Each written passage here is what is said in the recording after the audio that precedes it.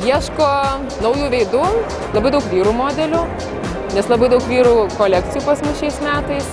Vyrų ieško vyriškų, charizmatiškų, sceniškų, bet paprastumas toks kažkoks turi būti. Morališkai aš jau praktiškai visą mėnesį ruošiausi ir labai laukiu šitos dienos. Specialiai anksčiau porą valandų atvažiavau, kad nepraleisčiau.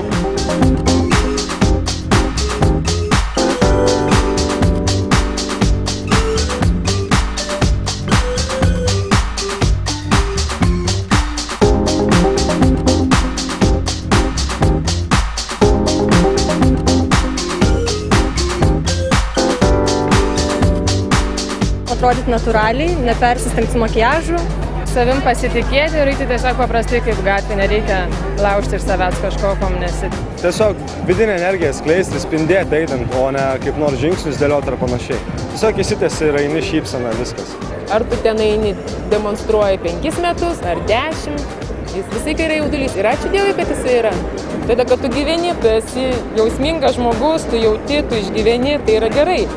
O jaudulys yra gražu, bet ne per daug. Bet šiaip manau, kad jaunimas yra drąsus, juolab, kad mes repetuojam labai daug.